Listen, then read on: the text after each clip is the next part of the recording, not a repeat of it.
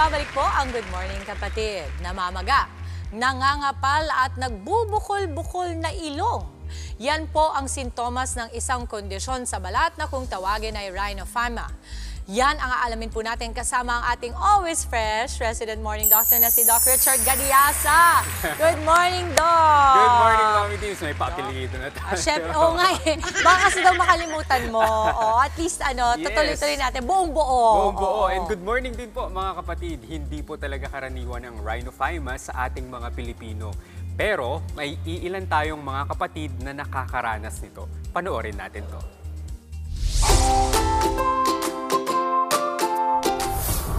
Matangos daw noon ang ilong ng 85 years old na si Catalino. Pero isang araw, bigla na lang itong nagbukol-bukol. Bigla na lang mamaga siya, blackhead. Minsan pagka inaano ko, madugo, allergy siguro, pagkapisa-pisa. Simula nang namaga ang kanyang ilong, naging sanhi raw ito ng discomfort para kay Catalino. Medyo naano ko, parang naasiwa, ganyan. Minsan hindi ako makatingin sa salamin. Feeling mo parang barado lang yung ilong mo. Pero nakakahinga pa rin. Ano nga kaya ang sitwasyon ng ilong ni Catalino? May solusyon pa ba rito? Alamin ang sagot sa Balik Alindog. Doc, alam mo, minsan may makakasalubong ka, may makakita ka nito, tapos mapapaisip ka at bihira itong mapag-usapan. Kaya maganda na we're bringing it up dito sa Balik Alindog natin na segment because may mga kapatid talaga tayo na maaaring meron nito at hindi nila alam kung ano yung tawag. So, isa-isahin natin, Doc Richard, no? Ano ba yung tawag sa kondisyon ni Tatay Catalino? Ayan. So, ang tawag sa kondisyon ni Tatay Catalino ay rhinophyma.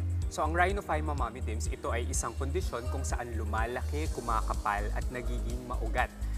Parang bulbous yung ilong ng isang tao. Tsaka, Mami Teams, mas madalas itong bahagi ng mas malawak na kondisyon na tinatawag nating rosacea. Lalong-lalo na doon sa advanced stage nito. Okay.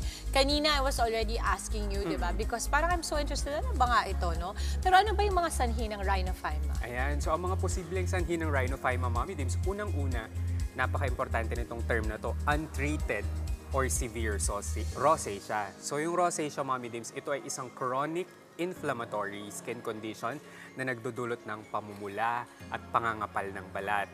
Tapos, pwede din, Mami Teams, ang genetics o kaya nasa lahi na talaga siya. So parang pwede siyang mamana pala. Pwede mamana, Mami Okay. Teams. Ano ang mga pangunahing sintomas ng rhinophyma? Is it a chronic symptom? Like, yung bang ngayon, pag meron ito, after 1 week, ganun kaagad? Or is it spanning of years din ito? Ayan, good question, Mami Teams. So, yung mga sintomas niya, unang-una, pagkapal ng balat ng ilong.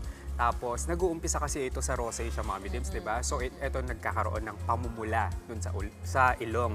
Tapos, eventually, magkakaroon siya ng parang mga bukol-bukol o mga nodules. Kaya, nagiging bulbous talaga yung ilong ng isang tao. And dahil dito, nagkakaroon ng disfigurement o kaya deformity doon sa ilong ng isang tao. Because the symptoms are seen, nasa ibabaw naman siya ng ilong, no? Ang gusto kong malaman, meron bang epekto ito sa internal na function ng ilong natin? Kapag ba humihinga, nahihirapan ka? Meron ba itong epekto sa kabuuang kalusugan ng isang tao may rhinophyma?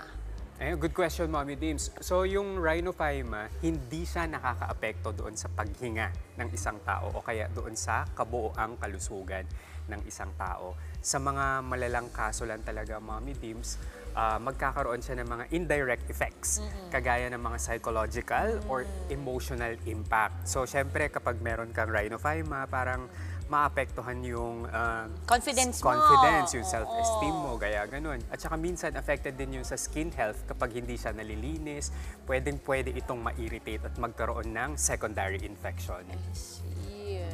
So, ang hirap pala talaga, no, Doc? Kasi pag iniisip mo, parang hindi lahat ng tao meron, hindi rin siya nakakahawa. Hindi nakakahawa. Pero namamana siya. Pwedeng mamana. No? Ano-ano yung mga treatment options natin para sa rhinophyma? Yan. So, mga treatment options natin, unang-una kapag hindi pa malala, meron tayong tinatawag na medical treatments. So dito, pwede tayo magbigay ng mga topical medications o yung mga pinapahid. Pwede din ang oral medications kagaya ng antibiotics o kaya isotretinoin. Pero payo natin sa ating mga kapatid, huwag po tayo mag-self-medicate. Magpakonsulta muna tayo sa doktor. Yung doktor ang magbibigay ng gamot sa atin. At saka sa mga malalang kaso, so gaya kay tatay, pwede na dyan ng surgical treatment, kagaya ng excision, o kaya tatanggalin na siya. I see. So, best talaga to do something about it kapag maliit pa. Pag maliit pa. Correct, no? May posibilidad ba itong gumaling ng tuluyan? Is it treatable? Ayan. So, ang rhinophyma, Mommy Dims, meron pang posibilidad na gumaling. Pero, hindi ito kusang nawawala. At kadalasan, hindi na ito babalik ng 100% sa normal, kagaya ng dati, lalong-lalo na kung advanced na yung stage ng rhinophyma. Gayunpaman, Mommy Dims, maaari itong gamutin at pwedeng-pwedeng i-control. Pwedeng-pwede pa siyang agapan. May mga paraan ba, Doc, para maiwasan na magkaroon ka ng rhinophyma? I know na pag sinabi mong namamana, yun siguro medyo manipis yung chance na hindi ka magkaroon, no? Kung sinabi mo namamana. Pero for those who don't have it in their family or in their genes, ano yung mga pwedeng gawin para makaiwas? Ayan, so meron tayong tips, Mommy Dims. Unang-una, kapag napansin yung medyo may rashes na kayo dito sa inyong muka, magpa-check na tayo sa doktor kasi napaka-importante ang maagang paggamot sa rosacea.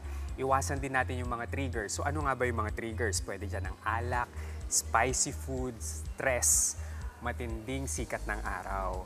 Tsaka regular po tayong magpa-check up and of course, healthy lifestyle. Oo, alam mo, na-realize ko lang, Dok, nung nag-40 ako, na parang health is wealth talaga. Kahit gano'ng karami ang pera mo, pag ikaw nagkasakit ka, ubus ka talaga. Ubus talaga yan. Paano pa pag wala kang gano'ng karaming pera? Pag Di walang lalong ipon. mahirap talaga, lalo pag magkakasakit. Para sa mga kapatid po natin, ito po ay panawagan talaga. At laging paalala po sa atin ni Doc Richard, no, that always make sure live a healthier lifestyle. Para sa atin at para sa ating mga pamilya. And prevention is better than cure. cure. Ang galing. Thank you so much, Doc. Again, that's our favorite resident morning doctor dito sa ating Balik Alindog segment on Good Morning Kapatid with Dr. Richard Gadiaza. Thank you, Puno, Mommy Dims. Oo, Tama. puno. Kompleto. Mga kapatid, Maui David po. Simula ng inyong araw na may alam at may pakialam sa mga may init at umaaksyong balita sa bansa. Para maging una sa balitaan, mag-subscribe at mag-follow sa social media pages ng News 5.